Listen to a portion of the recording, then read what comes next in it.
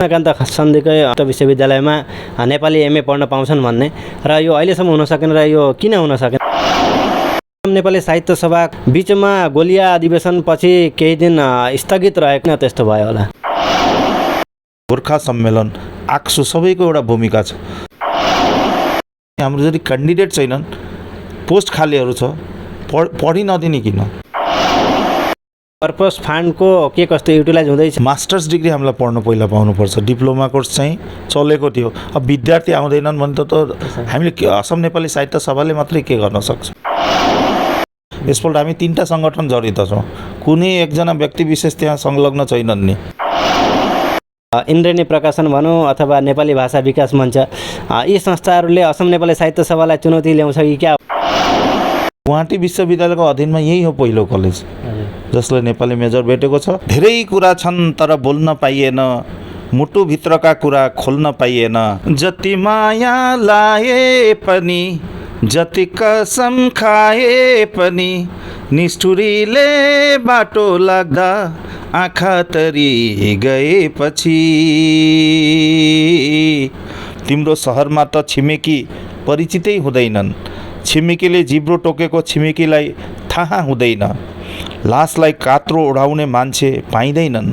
नमस्कार दर्शकवृन्द, हजुरहरूलाई स्वागत छ केएनएसजी लाइभमा। आज हामी उपस्थित छौँ विशेष रूपले विचार विमर्श कार्यक्रम लिएर।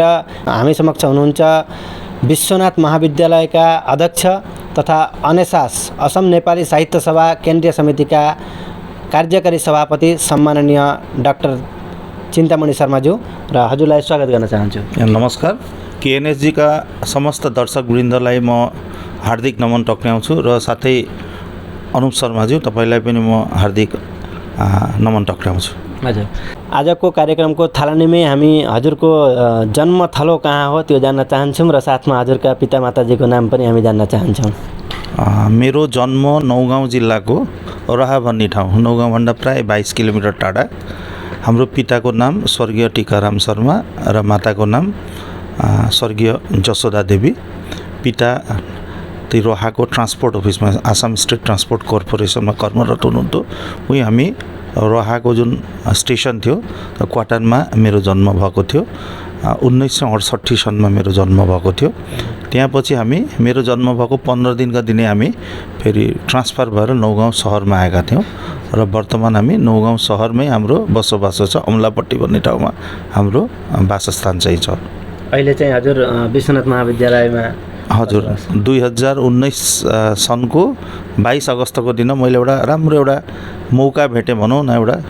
यो एउटा अपर्च्युनिटी भन्नुपर्छ।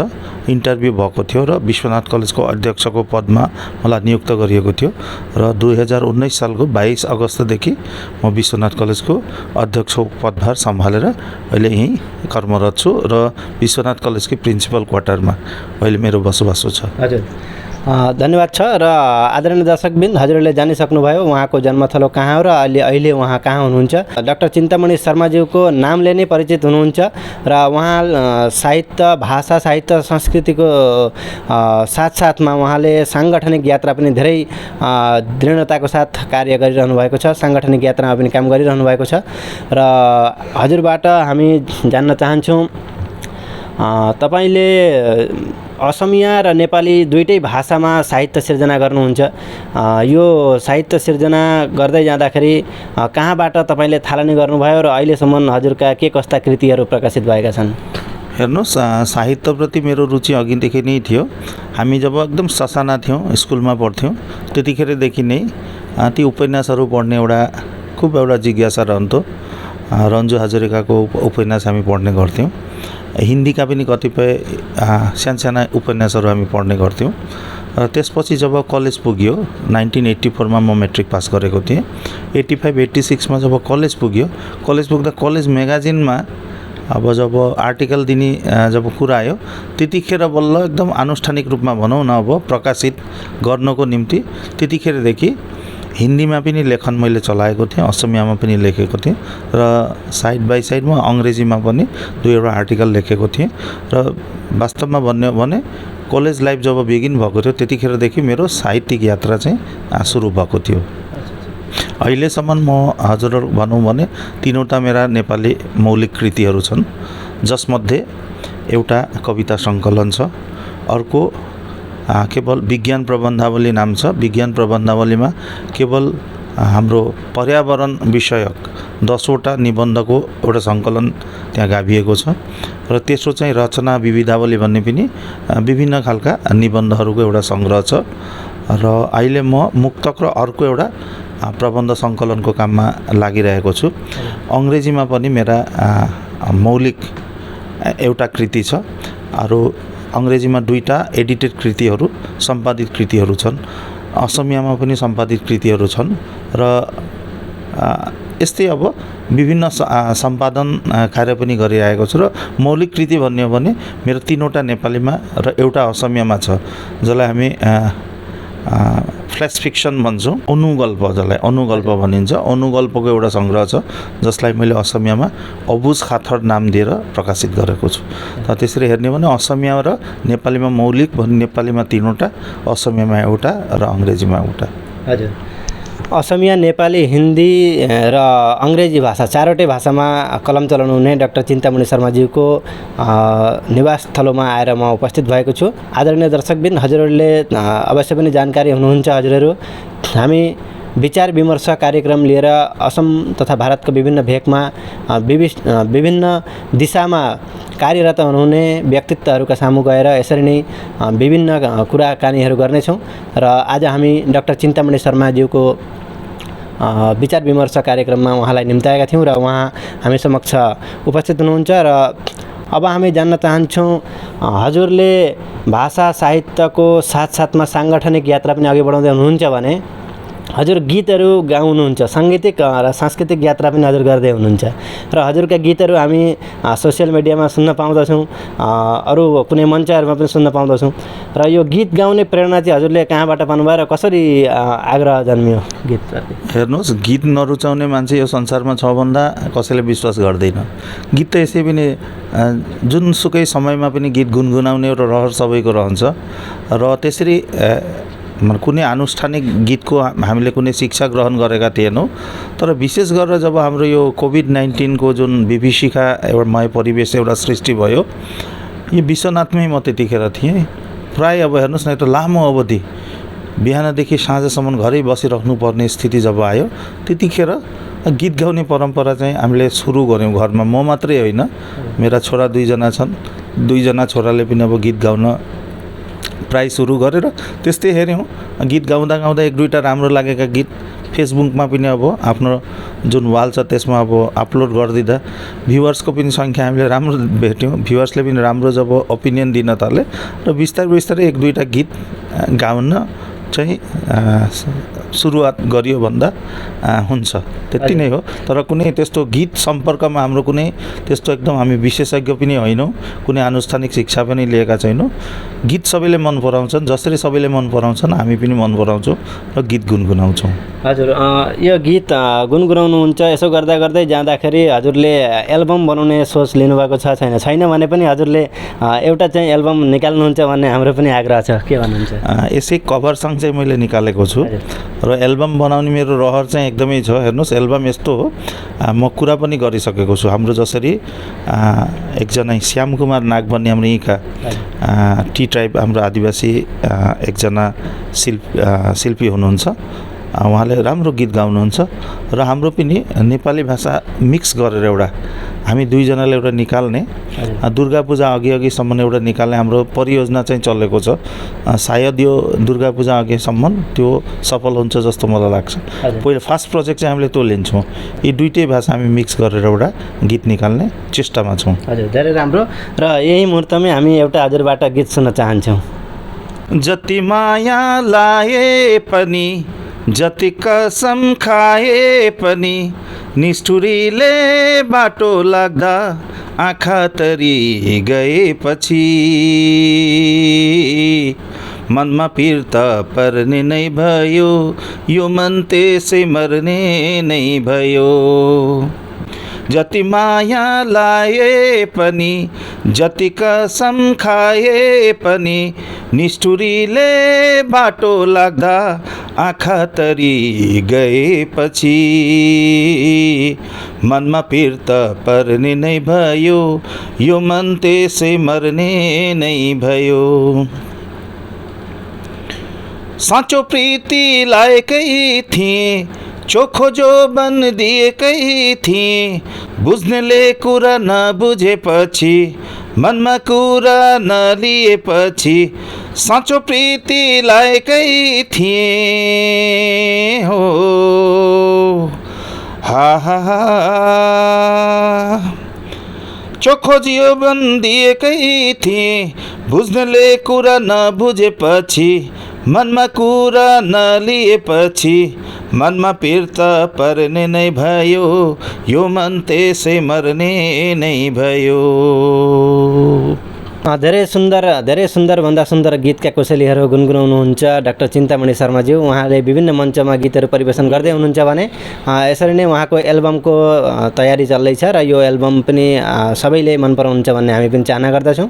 अब हामी साङ्गठनिक यात्राका केही कुराहरू गर्नेछौँ र अनेसास असम नेपाली साहित्य सभाको स्वर्ण जयन्ती वर्ष चल्दैछ र यस स्वर्ण जयन्तीको के कस्तो प्रस्तुति चल्दैछ र कस्ता कस्ता कार्यपन्थाहरू हातमा लिनुभएको छ?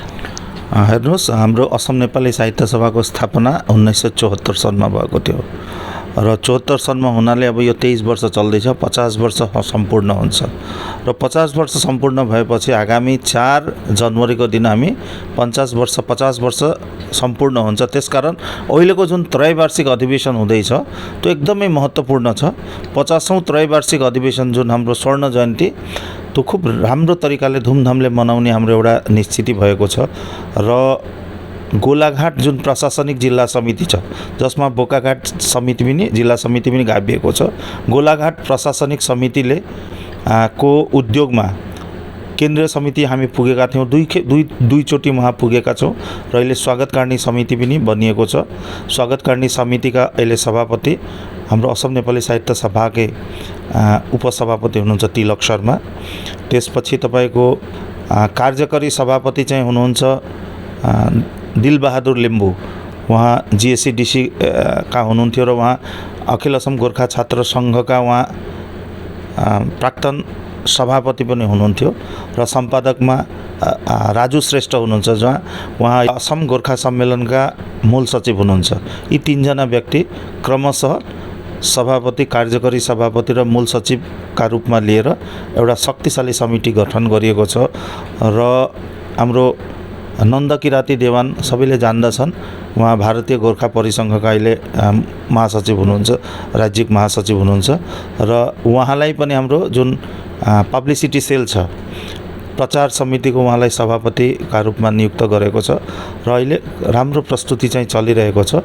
यो के हो भने 50 वर्ष हुनाले स्वर्ण जयन्ती हामीले अलिक भिन्दै खालले पालन गर्ने एउटा चेष्टा गरेका छौँ र हामी चाहन्छौँ यस स्वर्ण जयन्ती जुन अधिवेशन हुन्छ 2 दिन हाम्रो खुल्ला सभा रहन्छ। एक दिनको खुल्ला सभामा हामी असमका मुख्यमन्त्री र सिक्किमका मुख्यमन्त्री, यी दुवैजना मुख्यमन्त्रीलाई मूल सभामा हामी आमन्त्रण गर्नेछौँ र हामीलाई पूर्ण विश्वास छ दुवैजनाको उपस्थिति त्यस पहिलो दिनको मूल सभामा रहनेछ र दोस्रो दिनको मूल सभामा हामी असमका सबै जति पनि साहित्यिक सङ्गठन छन् ती साहित्यिक सङ्गठनका सभापति, मूल सचिवहरूलाई लिएर अर्को एउटा हाम्रो आमसभा चाहिँ हुनेछ, खुल्ला सभा चाहिँ हुनेछ र त्यसमा हामी सिद्धान्त लिएका छौँ 100 भन्दा पनि बढी, कम्तीमा पनि 100 ग्रन्थ चाहिँ हामी वहाँ त्यो मञ्चमा यी 2 दिन हामी विमोचन गर्नेछौँ र अहिलेसम्म असम नेपाली साहित्य सभाले त्यसका लागि 12वटा मानक ग्रन्थ प्रकाशन गर्ने सिद्धान्त लिइसकेको छ र ती 12वटा मानक ग्रन्थ प्रकाशन गर्नको लागि सम्पादकको सूची पनि तयार गरिसकेको छ। त्यो सम्पादकहरूलाई दायित्व पनि अर्पिसकेको छ र खुसीको कुरा के हो भने एकजना मात्रै सम्पादक नराखेर ती 12वटा मानक ग्रन्थकै 2-2 जना गरेर सम्पादक चाहिँ नियुक्त गरिएको छ ताकि एकदमै सुन्दर होस्। त्यो काम चलिरहेको छ र असम नेपाली साहित्य सभाको मूल कुरा के हो भने हाम्रो साहित्य र संस्कृतिको सम्वर्धन विकास गर्ने र एउटा ऐतिहासिक अधिवेशन हुन गइरहेको छ र त्यस ऐतिहासिक अधिवेशनमा हाम्रो अर्को माग पनि सायद त्यो अधिवेशन अघि हाम्रो पुरा हुनेछ जस्तो हामीलाई लाग्छ। त्यो भयो कृष्णकान्त सन्धिकै मुक्त विश्वविद्यालय, जुन राज्यिक मुक्त विश्वविद्यालय छ के हेन्ड्रिक स्टेट ओपन युनिभर्सिटी। त्यहाँ हाम्रो प्राय 3 वर्षदेखि नै 3 वर्ष भन्दा पनि भुल हुन्छ। हेर्नुहोस्, 2014 सनमा हामीले पहिला स्मारक अर्पण गरेका थियौँ। त्यतिखेरका तदानीन्तन जुन भाइस च्यान्सेलर हुनुहुन्थ्यो उहाँको हातमा डम्बर दाहालको नेतृत्वमा एउटा टोली गएको थियो। त्यसबेला म आफै मूल सचिव थिएँ असम नेपाली साहित्य सभाको, एकीकृत असम नेपाली साहित्य सभाको। 2014 देखि हाम्रो एउटा चेष्टा चलिरहेको थियो कृष्णकान्त हेन्ड्रिक राज्यिक मुक्त विश्वविद्यालयमा नेपाली एमए चाहिँ सुरु होस् भन्ने। र त्यसपछि हाम्रो जुन माग थियो त्यसमा अरू पनि हाम्रा जातीय सङ्गठनहरू छन्, जसरी अखिल असम गोर्खा छात्र सङ्घ र असम गोर्खा सम्मेलन, उहाँहरूले पनि हामीलाई साथ दिनुभएको थियो। र बिचमा असम नेपाली साहित्य सभा र आक्सुको नेतृत्वमा एकपल्ट हाम्रो असमका माननीय मुख्यमन्त्री डाक्टर हिमन्त विश्व शर्मालाई भेट्दा उहाँले साथसाथै फोन मार्फत के हेन्ड्रिक स्टेट ओपन युनिभर्सिटीका भाइस च्यान्सेलरलाई कुरा चाहिँ मिलाउनको लागि अनुरोध गर्नुभएको थियो। र ठिक 2 दिन नबित्दै एउटा सिलेबस बनाउनको लागि कारिकुलम डेभलप गर्ने कमिटी एउटा गठन गरिएको थियो र हामी एकदम आश्वस्त थियौँ त्यो हुन्छ भनेर। र गभर्मेन्टले पनि 3वटा पोस्ट क्रिएट गर्नको लागि प्रोसेस पनि चालेको थियो 3 वर्ष। र हामीलाई यस्तो लाग्छ हाम्रो अधिवेशन अघि नै के हेन्ड्रिक स्टेट ओपन युनिभर्सिटीमा पुनः जुन हाम्रो माग थियो त्यो चाहिँ साकार हुन्छ र जनवरीदेखि नै दुईपल्ट हाम्रो यो नाम भर्तीकरण प्रक्रिया के हेन्ड्रिकको हुन्छ, जनवरीमा हुन्छ र जुलाईमा हुन्छ। र जनवरीमा हुन्छ जस्तो हामीले एउटा सङ्केत भेटिसकेका छौँ, किनभने आक्सु, अगोस र असम नेपाली साहित्य सभा तीनैटा सङ्गठन हामी मिलेर अहिलेका जुन के हेन्ड्रिक स्टेट ओपन युनिभर्सिटीका भाइस च्यान्सेलर हुनुहुन्छ उहाँ र समस्त उहाँको जुन एडमिनिस्ट्रेटिभ टिम छ, टिमसँग भेटेर पनि हामी सरसल्लाह गरिरहेका छौँ। हजुर, यो कुरा चाहिँ हामीले पनि अरू हाम्रा जनताहरूले पनि जान्न चाहनुहुन्छ, हाम्रा छात्रछात्राहरूले पनि जान्न चाहनुहुन्छ कि आजभन्दा 3-4 वर्ष अघिदेखि नै अनेसासले यो कृष्णकान्त खन्दिकै मुक्त विश्वविद्यालयमा नेपाली एमए पढ्न पाउँछन् भन्ने, र यो अहिलेसम्म हुन सकेन र यो किन हुन सकेन होला र कहाँ पुगेको छ यसको कार्य अहिले? अब हेर्नुहोस्, कतिपय कुराहरू अब तपाईँले जब जिज्ञासा राख्नुभयो उत्तर चाहिँ हामीले दिनु नै पर्छ। धेरै विलम्ब भइसकेको थियो र विलम्ब किन भयो त्यो जान्न हामी जाँदाखेरि एउटा कुरा हामीलाई थाहा लाग्यो। राजु ढकाल जुन हुनुहुन्छ मूल सचिव असम गोर्खा सम्मेलन, उहाँ सम्बन्धित निकायमा जब पुग्नुभएको थियो एउटा चिठी उहाँको हातमा पर्यो। त्यो चिठीमा के छ भने डिएचीले त्यो चिठी चाहिँ म एकपल्ट सबैको समक्ष, यो सबै जनताले जान्न एकदमै जरुरी छ, त्यसकारण त्यो चिठीबारे म अलिकति खुलस्त पार्न चाहन्छु। तपाईँको DHE department of higher education 10 जुलाई 2021 मा एउटा चिठी principal secretary to the government of Assam higher education डिपार्टमेन्टमा धर्मकान्त मिली, हालै उहाँको डिएचईबाट उहाँको अहिले सरुवा भएको छ, अर्का एकजना हुनुहुन्छ अहिले धर्मकान्त मिली, अहिले जुन डिएचई हुनुहुन्थ्यो उहाँले एउटा प्रपोजल पठाउनु भएको थियो। Reference copy register K Handique युनिभर्सिटीको पनि रेफरेन्स दिएर त्यो हेडलाइन सब्जेक्ट चाहिँ यस्तो थियो, proposal for creation of 3 assistant professor for pursue master degree program in Nepali language in K Hendrick state open university. हामीलाई यस्तो लाग्यो राम्रो कुरा, प्रिन्सिपल सेक्रेटरीलाई पठाउनु भएको छ for creation of 3 number of post. त्यहाँ आयो के भने, sir in inviting reference to the subject cited above I have the honour to forward here with the proposal received from the registrar K Hendrick state open university regarding creation of 3 assistant professor for pursue master degree program in Nepali language in के Hendrick state open university. यो जुन वाक्य छ यहाँसम्म ठिकै थियो। दोस्रो वाक्य चाहिँ सुन्नुहोस्, it may be mention here that the departmentally related Standing Committee on Education of Assam Legislative Assembly in its 46th report of 14th Assembly has recommended for starting master degree course in Limbu language।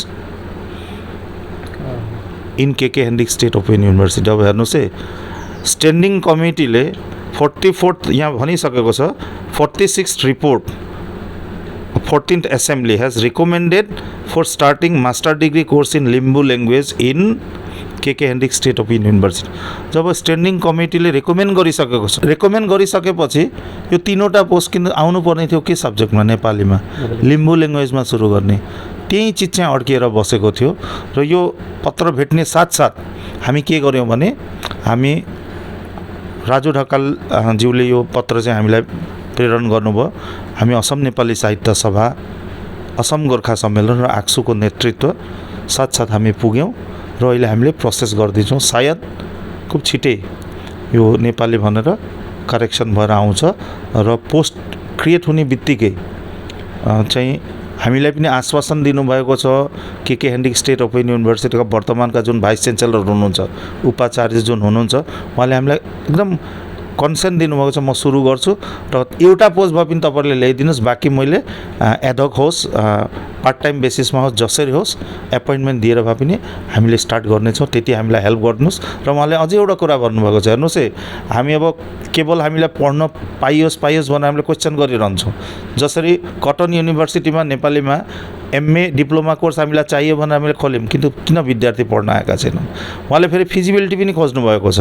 अब जब Nepali MA सुरु गरिन्छ, एउटा private university हो, हेर्नुहोस्, जब सुरु गर्दाखेरि युनिभर्सिटीले एउटा कुरा हेर्छ, त्यसमा हाम्रो उसको कुनै बेनिफिट छ कि नै। हामीलाई एउटा पनि भनेको तपाईँले अरू एउटा तपाईँ सङ्गठनहरूको साङ्गठनिक रूपमा हामीलाई एउटा कन्फर्मेसन दिनुहोस्, actually what number of students are going to take this Nepali MIL, Nepali subject in masters degree, कतिजनाले लिन्छन्। हेर्नुहोस्, खर्च हुन्छ। 3 जना यदि उहाँहरूले के हेनरिक स्टेट ओपन युनिभर्सिटीले 3 जना प्रोफेसरलाई पार्ट टाइम बेसिसमा उहाँले एपोइन्टमेन्ट दिनुभयो भने उहाँले हामीलाई भन्नुभएको थियो प्रायः 20 लाख रुपियाँ हाम्रो खर्च हुन्छ। त 20 लाख रुपियाँ हामीले भेट्छौँ कि नै क्यान्डिडेटबाट? क्यान्डिडेट कतिले एडमिसन लिन्छन्? त्यसकारण मेरो एउटा आह्वान छ, हाम्रो विद्यार्थीहरूले किन पढ्नु पनि पर्छ।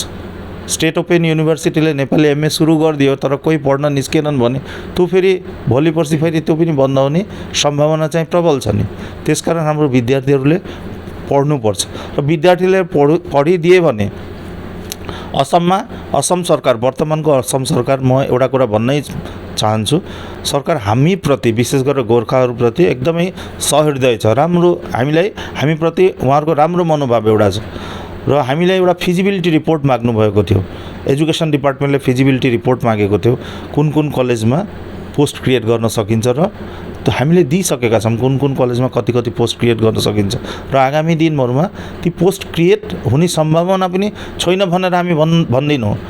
ती पोस्ट क्रिएट हुने सम्भावना प्रबल छ र ती पोस्ट क्रिएट भयो भने हाम्रो मास्टर्स डिग्री गरेका विद्यार्थीहरूले नै बेनिफिट हुनेछन्, कलेजको एसिस्टेन्ट प्रोफेसरमा नियुक्ति हुनेछन् र स्लेटमा पनि हामी निकै लागेका थियौँ, हजुरहरूलाई थाहा छ।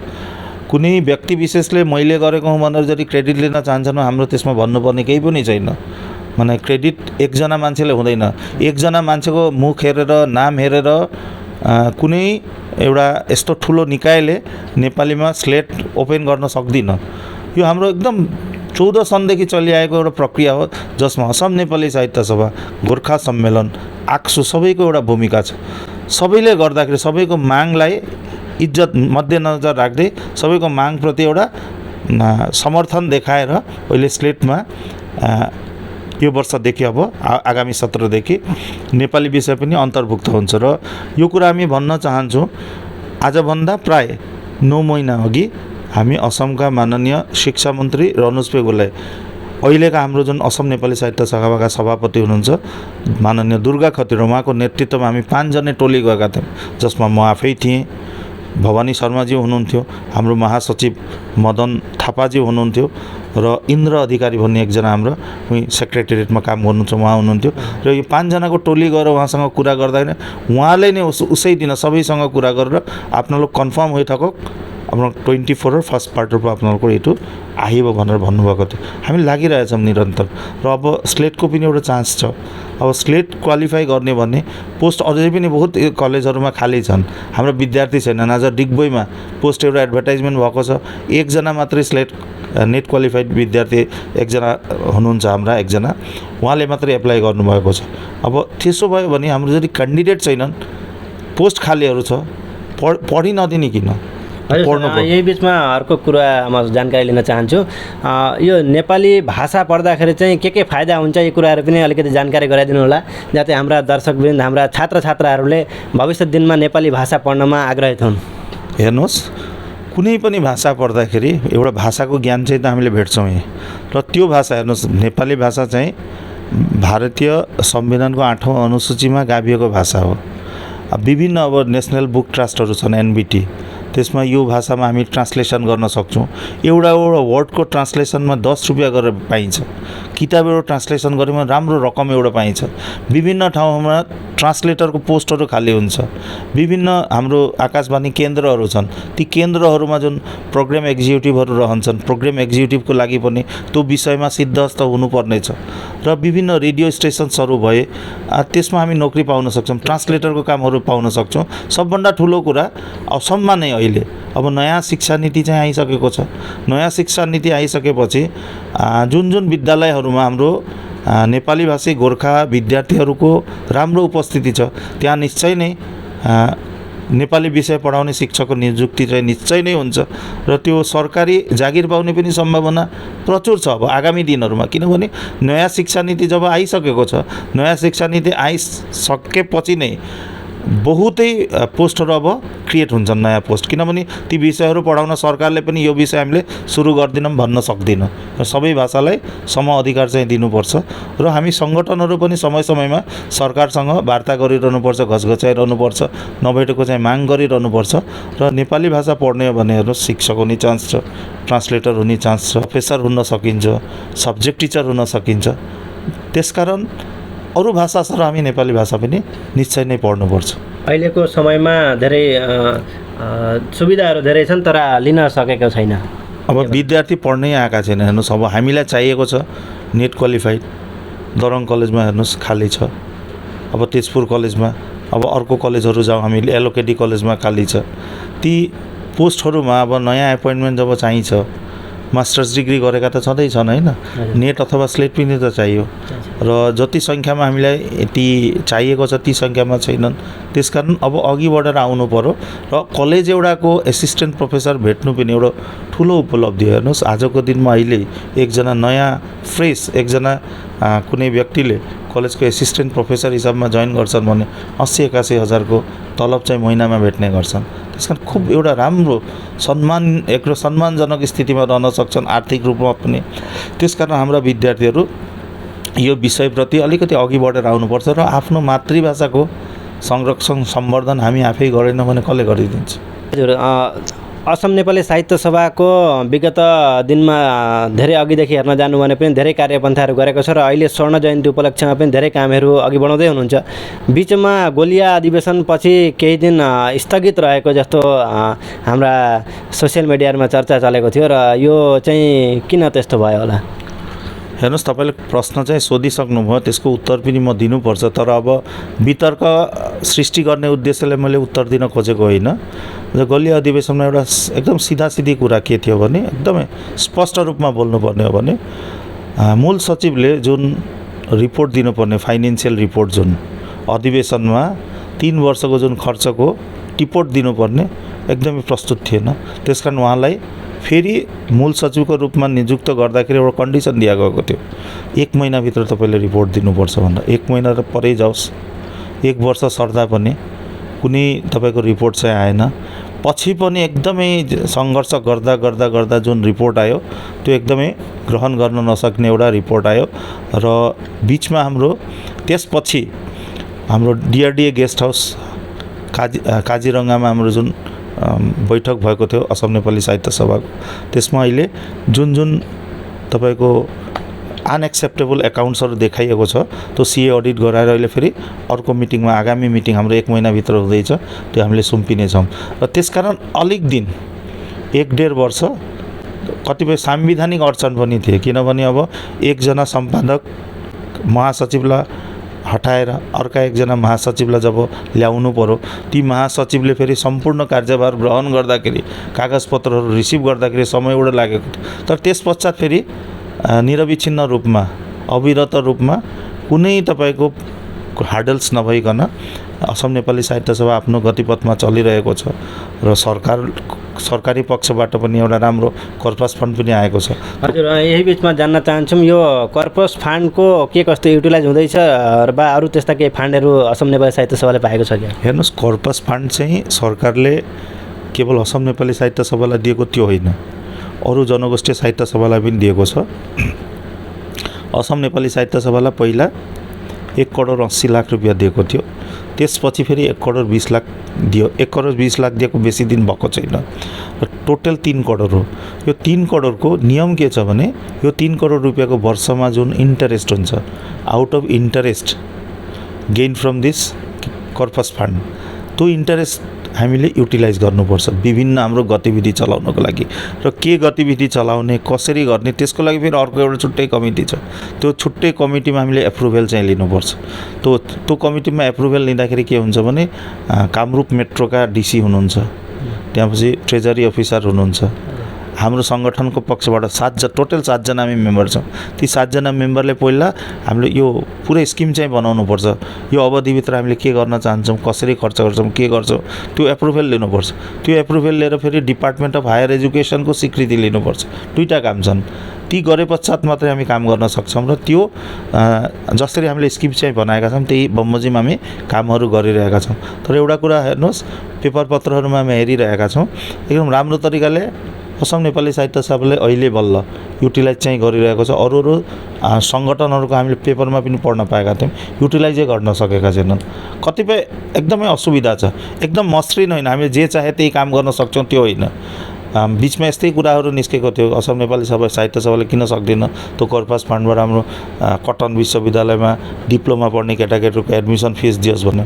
That is not permissible. यसपालि पनि त्यही समस्या चलिरहेको छ। अहिलेको समयमा कटन विश्वविद्यालयको एडभर्टाइज भएको छ तर छात्र छात्राहरूको कमी भएको देखिँदैछ। यसमा केही पहल गर्दै हुनु चाहिँ क्या? होइन, हेर्नुहोस्, पहल गर्ने भन्ने के हो भने मास्टर्स डिग्री हामीलाई पढ्नु पहिला पाउनुपर्छ। डिप्लोमा कोर्स चाहिँ चलेको थियो, अब विद्यार्थी आउँदैनन् भने त हामीले असम नेपाली साहित्य सभाले मात्रै के गर्न सक्छ। र फाइनेन्सियली हाम्रो यो होइन, अब हामीलाई कर्पस फन्ड चाहिँ त्यो एउटा विश्वविद्यालयमा जुन डिप्लोमा कोर्स पढाइ चलिरहेको छ विद्यार्थीहरूलाई एडमिसन दिनको लागि मात्रै दिएको त होइन नि। र कतिजना विद्यार्थीलाई दिन सक्ने ती कुराहरू आउँछन्। कतिपय फिजिबिलिटी हामीले हेर्नुपर्छ। जहाँ पोसिबिलिटी छ त्यसमा निश्चय नै हामी अघि बढेर आउँछौँ। जहाँ पोसिबिलिटी छैन, अब कसैले अब एउटा सेसनमा दिए भने पछिल्लो सेसनमा कसरी दिन्छन्, त्यो कन्टिन्यू गर्दै जान सकिन्छ र ती पनि हेर्नुपर्छ। र हामीले फिजिबिलिटी चाहिँ हेर्नुपर्छ। सबभन्दा अहिले हामीलाई सबभन्दा जरुरी कुरा के छ भने मास्टर डिग्री हामीलाई चाहिएको छ, either in regular mode or in online mode. र अनलाइन मोडमा केकेएनडी स्टेट ओपन युनिभर्सिटीमा हुने प्रबल सम्भावना छ। यसपल्ट हामी 3टा सङ्गठन जडित छौँ, कुनै एकजना व्यक्ति विशेष त्यहाँ संलग्न छैनन् नि। एकजना व्यक्ति विशेषले क्रेडिट लिन खोज्यो भने अब मान्छेले दर्शकले आफै निर्केवल गर्नेछन् को शुद्ध छ को भुल छ। तर हामीले देख्न कुनै सोसियल मिडियामा देख्न चाहन्छौँ, अब के गर्नु, त्यो हेरेर मात्रै हामी सन्तुष्टि लिन्छौँ। अब हजुर, अनएसएसलाई गोर्खा उन्नयन परिषद वा अरू कुनै त्यस्तो कसैले अरू सहयोग त्यस्तो दिएको छ क्या? डेफिनेटली हो। हामी गोर्खा डेभलपमेन्ट काउन्सिललाई पनि धन्यवाद ज्ञापन गर्नु नै पर्छ। गोर्खा डेभलपमेन्ट काउन्सिलले पनि हामीलाई यो अधिवेशनमा हामी कतिपय ग्रन्थ जुन हामी प्रकाशन गर्न जाँदैछौँ, कतिपय ग्रन्थको लागि उहाँहरूले एउटा बाछा चाहिँ दिनुभएको छ। 7 लाखको हाराहारीमा उहाँहरूले त्यो पैसा चाहिँ हामीलाई दिनुहुनेछ भन्ने जिडिसी चेयरम्यानसँग हाम्रो एउटा आनुष्ठानिक रूपमा एउटा बैठक भएको थियो। उहाँले भन्नुभएको छ त्यो हामीले दिन्छौँ भनेर, त्यो छ। र कहिलेकाहीँ डिएचईको तर्फबाट पनि 1 लाख रुपियाँ हामीले चाहिँ भेटेका छौँ। त्यस्तो समय समयमा अब हाम्रो अहिले बल्ल यो प्रोसेस चाहिँ सुरु भएको छ, अघि चाहिँ त्यस्तो केही थिएन, कुनै फन्डिङ हामीले भेटेका थिएनौँ। हालैमा विश्वनाथ महाविद्यालयमा हजुर अध्यक्षता गर्दै हुनुहुन्छ भने विश्वनाथ महाविद्यालयमा नेपाली मेजर खोलिएको छ। यो गुवाहाटी युनिभर्सिटीकै सायद पहिलो यहाँ कलेज हो जहाँ नेपालीमा रेगुलर मेजर पढ्ने सुविधा पाएका छन् र कति विद्यार्थीले यसपालि नाम दर्ता गरेका छन् र कसरी यो ल्याउन सक्षम हुनुभयो विश्वनाथ महाविद्यालय? हेर्नुहोस्, एउटा कुरा के हो भने यो म 2019 सनमा मैले जोइन गरेको भन्ने यहाँ भनिसकेको छु र म आएर यहाँ देखेको थिएँ हाम्रो नेपाली भाषी विद्यार्थीहरूको सङ्ख्या बहुत बेसी छ यहाँ। प्राय मैले प्रत्येक वर्ष देखिरहेको छु 1000 को हाराहारीमा हाम्रा विद्यार्थीहरू छन् र पहिले म आएर यहाँ देखेको थिएँ हायर सेकेन्ड्री प्राय उठिसकेको थियो र विद्यार्थीहरूलाई अलिकति मोटिभेट गरेर हायर सेकेन्ड्रीमा नाम भर्तीकरण प्रक्रिया चाहिँ चलो हायर सेकेन्ड्रीमा अहिले विद्यार्थीहरूले पढ्न थाले। अर्को पोस्ट एउटा पनि हाम्रो जुन बहुत वर्षसम्म आएको थिएन त्यो पोस्टमा पनि विष्णुदेवी भन्ने एकजना टिचरले यहाँ जोइन गर्नुभयो र 2 जना हाम्रो फुल फ्लेजेड अब नेपाली डिपार्टमेन्टमा टिचर हुनुहुन्छ र जब हाम्रो 2 जना शिक्षक हुनुहुन्छ हामीले सोच्यौँ पोसिबिलिटी यहाँ छ। विश्वनाथ जस्तो ठाउँमा विश्वनाथ कलेज एउटा अति पुरानो कलेज 1960 सनमा स्थापना भएको एउटा कलेज, यस्तो कलेजमा नेपाली विषयमा मेजर खोल्न सके राम्रो। त्यसकारण हामी गभर्निङ बडी हाम्रो जुन परिचालना समिति छ परिचालना समितिमा मैले प्रस्ताव चाहिँ राखेँ आगामी सत्रदेखि विश्वनाथ महाविद्यालयमा नेपाली विषयमा मेजर पढ्नुपर्छ भनेर र गभर्निङ बडीले पनि एकदम सहर्ष त्यसलाई स्वीकार गर्यो किनभने राम्रो कुरा। तर एउटा कन्डिसन पनि राखेको थियो, त्यो कन्डिसन म यहाँ उल्लेख गर्न चाहन्न। पछि हामी गुवाहाटी युनिभर्सिटीमा एप्लाई गऱ्यौँ। एप्लाई गरेपछि गुवाहाटी युनिभर्सिटीबाट इन्स्पेक्सन टिम चाहिँ आयो। इन्स्पेक्सन टिम आएर इन्स्पेक्सन टिमको रिपोर्ट पनि निस्क्यो, तर रिपोर्ट निस्के पश्चात पनि एक्जिक्युटिभ काउन्सिलमा त्यो पास भएन। के कारणमा पास भएन हामी जान्दैनौँ, कतिपय अडचन थियो होला सायद। त्यस पश्चात हाम्रो कलेज डेभलपमेन्ट काउन्सिलका जुन डिरेक्टर हुनुहुन्छ अहिले गुवाहाटी विश्वविद्यालयका प्रोफेसर प्रदीप फुकन, उहाँसँग हामी सल्लाह गऱ्यौँ। उहाँसँग विचार विमर्श गर्दा उहाँले अलिकति इनिसिएटिभ लिनुभयो। इनिसिएटिभ लिएपछि हेर्नुहोस् समर्थ पोर्टलमा यसपल्ट एडमिसन भएको थियो। 25 तारिक हाम्रो एडमिसन प्राय शेष भइसकेको थियो। 26 तारिकको साँझ मेल मार्फत मलाई चिठी आयो त्यो 2023, 24, 17 को लागि नेपाली मेजर खुल्न सक्छ भनेर बल्ल आयो। जब समर्थ पोर्टल पनि प्राय बन्द भइसकेको छ, मेरो लागि एउटा खुब ठुलो चुनौती थियो, प्रत्याह्वान थियो।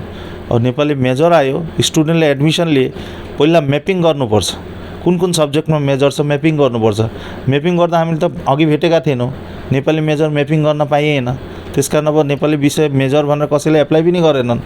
अब एप्लाई गरेर सब एडमिसन भइसकेपछि अब मेजर कसलाई दिनु। इमिडिएट हाम्रो शिक्षा विभागका सचिव हुनुहुन्छ नारायण कोरमा, आइएएस हुनुहुन्छ,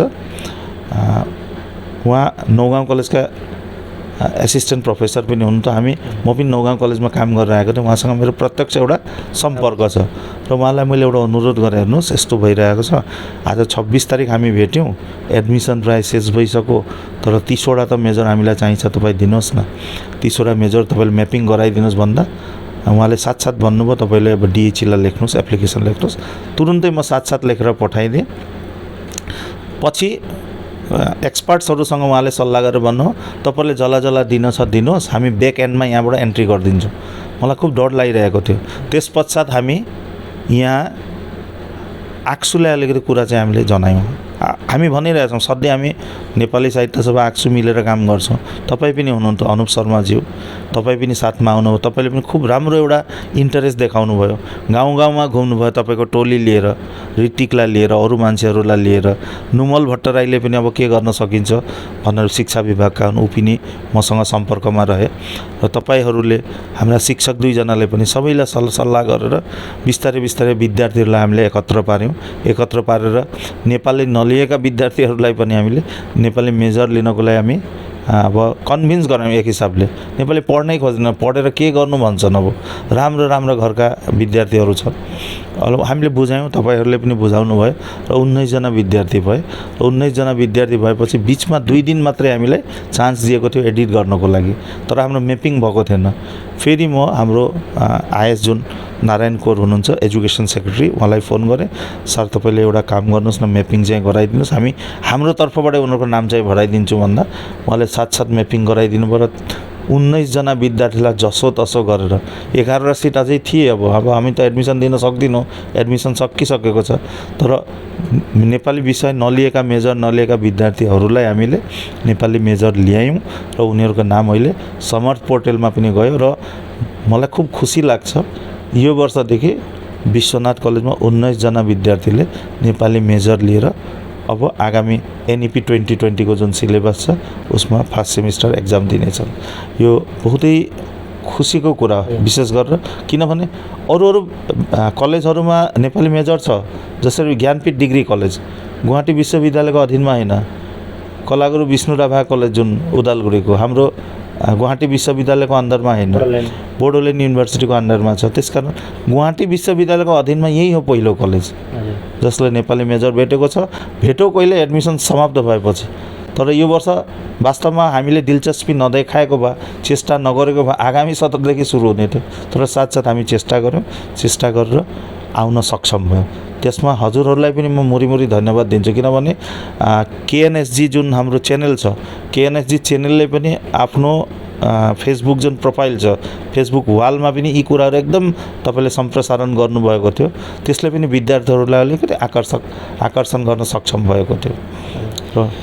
धन्यवाद छ। र अरू एउटा जिज्ञासा राख्न चाहन्छौँ, एचएसमा हायर सेकेन्डरीमा एमआइएल लिएको नलिएको हुँदा ग्रेजुएसनमा एमआइएल नेपाली पढ्न पाइँदैन भन्ने यस्तो खालको कुरा गुवाहाटी युनिभर्सिटीबाट यस्तो कुराहरू चलेको थियो, र यो कसरी सम्भव भयो र के कस्तो थियो विषय?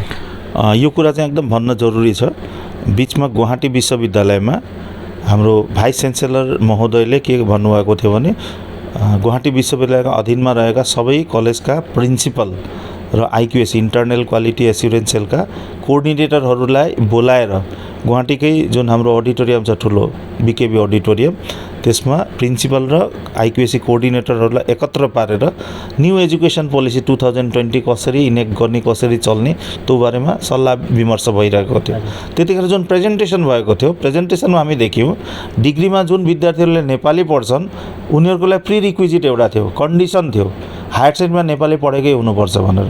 तर हामीले देखेका थियौँ अरू सब्जेक्ट जसरी बङ्गालीमा यदि बेङ्गली पढ्ने एउटा विद्यार्थीले डिग्रीमा बेङ्गली लिन चाह्यो भने उसको लागि त्यो मेन्डेटरी थिएन, हायर सेकेन्डरीमा बेङ्गली नै पढेको हुनुपर्छ भन्ने थिएन।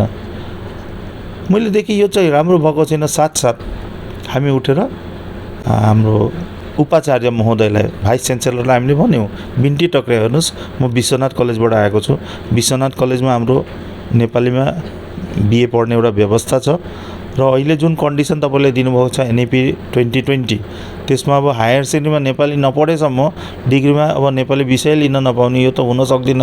किनभने हाम्रो पठन पाठनको व्यवस्था यस्तो छ, हायर सेकेन्डरीमा एपोइन्टमेन्टै दिएका छैनन्। एपोइन्टमेन्ट नदिएपछि हायर सेकेन्डरीमा अब कुनै हायर सेकेन्डरीका प्रिन्सिपलले नेपाली विषय शिक्षकलाई नियुक्ति दिन सक्दैनन्, त पढ्न त पाउँदैनन्। त्यसमा कि यो विषय चाहिँ यसै मारा जान्छ, के एउटा गर्नुपर्छ भन्दा उहाँले अच्छा हामी भावी साम्बर भन्नुभयो। र त्यस पश्चात हाम्रो असम नेपाली साहित्य सभाको तर्फबाट हामी गुवाहाटी विश्वविद्यालयमा हामीले योगायोग गऱ्यौँ, सिडिसीको डिरेक्टरलाई पनि गऱ्यौँ, रेजिस्ट्रारलाई पनि गऱ्यौँ, एकाडेमिक रेजिस्ट्रारलाई पनि गऱ्यौँ। पछि हाम्रो लागि खुसीको कुरा उहाँहरूले पछि यो कन्डिसन चाहिँ उठाइदिनु भयो। अब चाहिँ डिग्रीमा नेपाली पढ्दाखेरि यसो कुनै मेन्डेटरी छैन, मेट्रिकमा पनि नेपाली नपढे पनि हुन्छ, हायर सेकेन्डरीमा पनि नपढे हुन्छ, डिग्रीमा मेजर पनि लिन पाउँछ, नेपाली विषय पनि लिन पाउँछ। त्यो कन्डिसन रहेको भए अब नेपाली स्टुडेन्टै हामी सायद भेट्ने थिएनौँ, किनभने खुबै कम्ती भेट्ने थियौँ। तर यसपल्ट हामी मेजरमा पनि भेट्यौँ र त्यो विषय पढ्ने एमआइएल विषय हिसाबमा पनि हामीले भेटेका छौँ विद्यार्थीहरू। हजुर, साथमा अहिलेको सोसियल मिडियामा धेरै चर्चामा चल्दैछ एउटा विषय, असम नेपाली साहित्य सभाले केही दिन कार्यहरू अलिकति बिस्तारी गति गरेकाले गर्दा होला सायद भन्ने कुराहरू चल्दैछ। इन्द्रेणी प्रकाशन भनौँ अथवा नेपाली भाषा विकास मञ्च, यी संस्थाहरूले असम नेपाली साहित्य सभालाई चुनौती ल्याउँछ कि क्या भन्ने कुराहरू चर्चामा आउँदैछ, के भन्नुहुन्छ? हेर्नुहोस्, असम नेपाली साहित्य सभा चाहिँ एउटा एकदमै गरिमामय एउटा अनुष्ठान हो। साहित्य अकादमी दिल्लीको मान्यता प्राप्त एउटा अनुष्ठान हो। असम सरकारले अब कर्पस फन्डसम्म दिइसकेको छ र यो असम नेपाली साहित्य सभाको असमका सबै जिल्लामा जिल्ला समितिहरू छन्, शाखा समितिहरू छन्, हजार व्यक्तिहरू छन् जसले असम नेपाली साहित्य सभाको सदस्यता पद ग्रहण गरेका छन्, आजीवन सदस्य बनेका छन्, संरक्षक बनेका छन्। र यस्तो ठुलो एउटा अनुष्ठानसँग हामी कहिले पनि हामीले सोचेकै छैनौँ। कुनै पनि अब तपाईँले जुन भन्नुभयो दुईवटा संस्थाको नाम ती संस्थाहरूसँग हाम्रो कुनै हाम्रो घात प्रतिघात केही पनि छैन। उनीहरूले आफ्नो इच्छा बमोजिम केही गर्दै जाउन्। तर असम नेपाली साहित्य सभा असम नेपाली साहित्य सभा नै हो। असम नेपाली साहित्य सभाले यो प्रतिस्पर्धाको रूपमा लिएको छैन। असम नेपाली साहित्य सभाको आफ्नो बाटो छ। असम नेपाली साहित्य सभाले कुनै कम्पिटिसनमा हिस्सा लिएको छैन। असम नेपाली साहित्य सभाले जसरी अघि बढ्नुपर्छ त्यसरी अघि बढिरहेछ। जे काम गर्नुपर्छ, जुन ठाउँमा काम गर्नुपर्छ, कसैलाई देखाउनको लागि हामीले यति काम गऱ्यौँ, हामीले यो गर्न सक्छौँ, यो हामीले कहिले पनि त्यस्तो हामीले मानसिकता लिएर गरेका छैनौँ र असम नेपाली साहित्य सभा कुनै पनि सदस्यको त्यस्तो मानसिकता चाहिँ हुँदैन। यदि कसैले सोचेका छन् भने यसो गर्दाखेरि हामी कुनै एउटा सङ्गठनलाई होच्याउन सक्छौँ भने त उनीहरूको कुरा। तर हामीले कहिले पनि कुनै सङ्गठनले हामीलाई एउटा प्रत्याह्वानको सृष्टि गरेको छ, हाम्रो लागि चुनौती बनेको छ भन्ने हामीले कहिले पनि सोचेका छैनौँ। किनभने हाम्रो आफ्नो गतिविधि छ, हाम्रो आफ्नो संविधान छ। संविधान बमोजिम हामी अघि बढ्न सक्छौँ। हामी कसैसँग प्रतिस्पर्धामा हामी नामेका चाहिँ निश्चय नै छैनौँ। हजुर, हामी कार्यक्रमको अन्तिममा आइसकेका छौँ र हजुरबाट जान्न चाहन्छौँ युवाहरूका लागि वा छात्रछात्राहरूका लागि के भन्न चाहनुहुन्छ? हेर्नुहोस्, छात्रछात्राहरूलाई म एउटा कुरा भन्न चाहन्छु, आफ्नो भाषाप्रति जति माया दिनुपर्छ, माया राख्नुपर्छ, माया दिनुहोस्। समय यसै अपव्यवहार नगर्नुहोस्, समयको उचित मूल्याङ्कन गर्नुहोस्। समयमा जुन पढ्नुपर्ने काम हो त्यो गर्नुहोस्। समयमा यदि काम गर्दै जानुभयो भने भविष्यमा कुनै पनि यहाँहरूलाई असुविधा हुने छैन।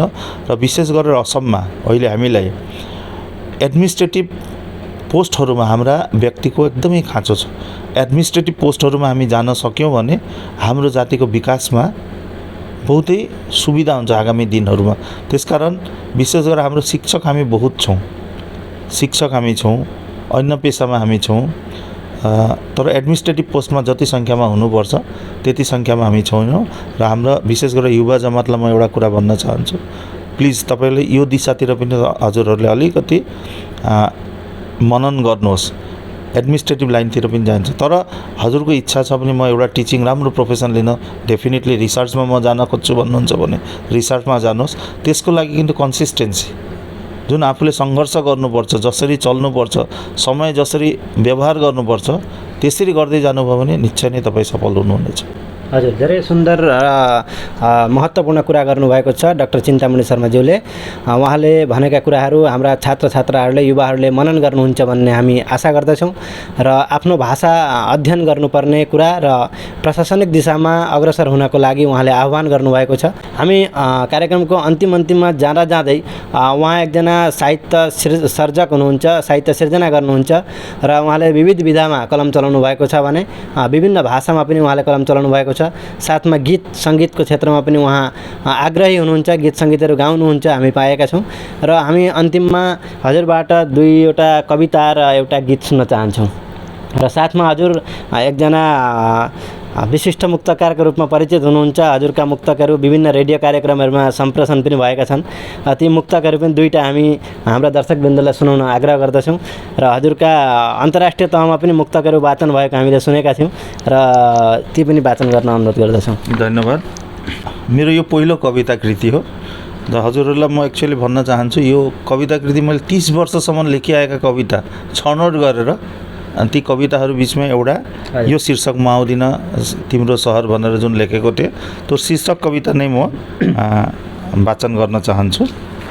नबोलाऊ मलाई तिम्रो सहर, मेरो गाउँमा कलकल गरी बग्ने खोला, आँखा रसिलो पार्ने लहलहाउँदो खेत, चराचुरुङ्गीहरूको मधुर गुन्जन कसरी छोडी जाउँ म। नबोलाऊ मलाई तिम्रो सहर, त्यहाँ त बोटहरू सुकेका छन्, खोलाहरू नाला भई बगेका छन्, कोलाहलले चराचुरुङ्गीहरू निर्वाक छन्, किन आउँ त्यहाँ म। नबोलाऊ मलाई तिम्रो सहर, पानी कति हो मिठो मेरो गाउँको, भाका कति हो सुरिलो मेरो ठाउँको, वातावरण कति स्वच्छ छ मेरो गाउँको, कसरी छोडी जाउँ म। नबोलाऊ मलाई तिम्रो सहर, त्यहाँ त पानी मटैउलो बनेको छ, भाका पनि त्यहाँको कर्कस बनिसकेको छ, वातावरण विषालु भइसकेको छ, बाँच्न सक्छु र म त्यहाँ। नबोलाऊ मलाई तिम्रो सहर, भाइलाई भाइले माया गर्ने चलन छ मेरो गाउँमा, भोका नाङ्गालाई मद्दत पुर्याउने चलन छ मेरो गाउँमा, एकाअर्काको पिर मर्का बुझ्ने चलन छ मेरो गाउँमा। यो अकृत्रिम माया कसरी छोडु म, नबोलाऊ मलाई तिम्रो सहर। छिमेकी साइलोले जिब्रो टोक्दा मेरो गाउँमा, मलामी लछाप्रै थिए यहाँ मेरो गाउँमा। कानमा कान दिने मान्छेको घुइँचो थियो यहाँ, यस्तो आफ्नोपन कसरी छोडी जाउँ म, नबोलाऊ मलाई तिम्रो सहर। तिम्रो सहरमा त छिमेकी परिचितै हुँदैनन्, छिमेकीले जिब्रो टोकेको छिमेकीलाई थाहा हुँदैन, लासलाई कात्रो उडाउने मान्छे पाइँदैनन्। त्यस्तो परिवेशमा कसरी बाँच्न सक्छु म, नबोलाऊ मलाई तिम्रो सहर। आमा बुवाको सेवा गर्ने परम्परा छ मेरो गाउँमा, अग्रजलाई सम्मान दिने चलन छ मेरो गाउँमा। मठ मन्दिरमा शिर नघाउने परम्परा छ मेरो गाउँमा, यो परम्परा कसरी त्यागु म, नबोलाऊ मलाई तिम्रो सहर। त्यहाँ त आमा बुबाबाट सेवा लिने चलन छ, आमा बुबाको उपचार गर्नुपर्दा उनीहरूलाई बाटैमा छोडेर भागिन्छ। मठ मन्दिरमा लडभिड गर्ने परम्परा चलेको छ, त्यहाँ कसरी टिक्न सक्छु म। हे प्रिय, निम्ताउन नखोज मलाई तिम्रो सहर। मेरो गाउँका आफन्तहरूलाई, उनीहरूको निष्कलङ्क प्रेमलाई, मेरो गाउँको परिवेशलाई म छाडेर बाँच्न सक्छु र, नबोलाऊ मलाई तिम्रो सहर, नबोलाऊ मलाई तिम्रो सहर। नबोलाऊ मलाई तिम्रो सहर। धेरै गहकिलो मर्मस्पर्शी कविता वाचन गर्नुभयो। अब हामी हजुरका मुक्तक सुन्न चाहन्छौँ र हाम्रा दर्शकवृन्दहरूले पनि हजुरका मुक्तक धेरैभन्दा धेरै सिर्जना भएका थिए, धेरैभन्दा धेरै आएका थिए र अहिले केही दिन अलिकति कम्ती भए पनि हजुरका मुक्तकहरूका फ्रेन्डहरू धेरै हुनुहुन्छ, साथीहरू धेरै हुनुहुन्छ र उहाँहरूका लागि हजुरका दुईटा मुक्तक सुनाइदिन अनुरोध गर्दछु। प्रेमिल मुक्तक म वाचन गर्न चाहन्छु। धेरै कुरा छन् तर बोल्न पाइएन, मुटु भित्रका कुरा खोल्न पाइएन। धेरै कुरा छन् तर बोल्न पाइएन, मुटु भित्रका कुरा खोल्न पाइएन। के गर्नु समयले धोका दिएपछि, जीवनमा प्रेम रस घोल्न पाइएन। नआओस् भन्दा नि तिम्रो याद आइरहन्छ किन, तिम्रै यादले मुटु मेरो खाइरहन्छ किन। जति टाढा गयौ तिमी उति धेरै सताउँछ, झन् भन झन् पीडा पाइरहन्छ किन। सुन्दर मुक्तक हजुरले यहाँ वाचन गर्नुभयो, मैले पनि एउटा सुनाएँ र अरू एउटा अन्तिम मुक्तक हजुरबाट सुन्न चाहन्छु। जीवनमा कठिन पल आउने नै गर्छ, रोग र पीडा पछि पछि धाउने नै गर्छ। जीवनमा कठिन पल आउने नै गर्छ, रोग र पीडा पछि पछि धाउने नै गर्छ। धैर्य गुमाउनु हुँदैन पीडा झेल्नु पर्दा, स्थिर भई हिँड्नेले लक्ष्य पाउने नै गर्छ, स्थिर भई हिँड्नेले लक्ष्य पाउने नै गर्छ। हजुर, धेरै राम्रो मुक्तक लाग्यो र यति सुन्दर सुन्दर हजुर मुक्तक सिर्जना गर्नुहुन्छ र मुक्तकको कृति चाहिँ कहिले प्रकाशित हुन्छ होला हजुरबाट? मुक्तक चाहिँ प्राय 150 भन्दा पनि बढी मुक्तक चाहिँ मैले लेखिसकेको छु र कतिपय म मुक्तक संसार भन्नेमा अपलोड पनि गरिसकेको छु र सायद अब पूजाको छेउछाउ मुक्तकको पनि एउटा सङ्ग्रह सायद निस्किन्छ जस्तो।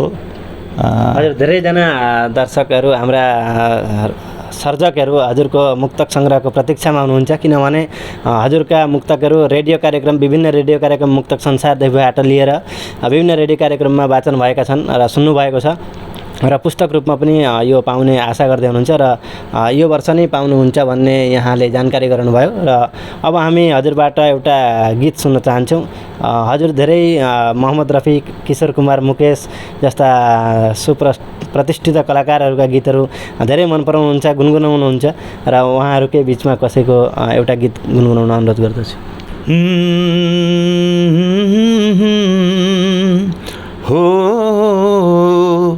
छूकर मेरे मन को किया तूने क्या इशारा, छूकर मेरे मन को किया तूने क्या इशारा। बदला ये मौसम लगे प्यारा जग सारा, छूकर मेरे मन को किया तूने क्या इशारा।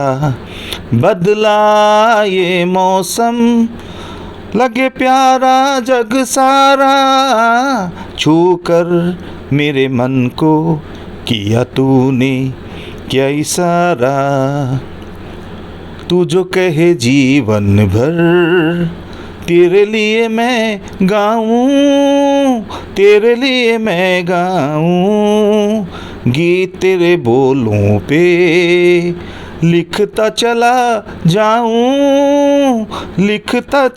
जाऊं मेरे गीतों में तुझे ढूंढे जग सारा, छूकर मेरे मन को किया तूने क्या इशारा, बदला ये मौसम लगे प्यारा जग सारा, छूकर मेरे मन को किया तूने क्या इशारा।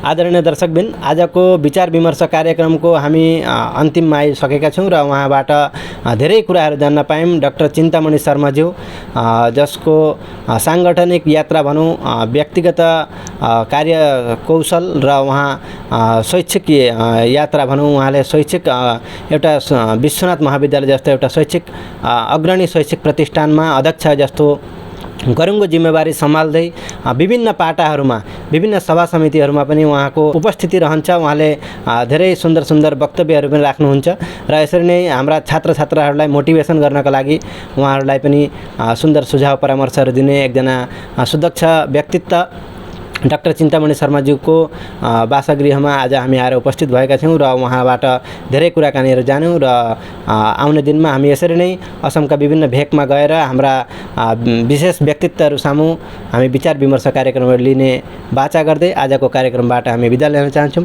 धन्यवाद छ हजुरलाई। हजुरलाई पनि धन्यवाद। यस्तो राम्रो एउटा दिनमा हजुर आउनुभयो, राम्रो एउटा मौका दिनुभयो, गीत पनि मलाई गाउने एउटा मौका चाहिँ दिनुभयो, त्यसको लागि केएनएसजी का समस्त कार्यकर्तालाई म धन्यवाद ज्ञापन गर्न चाहन्छु। धन्यवाद छ।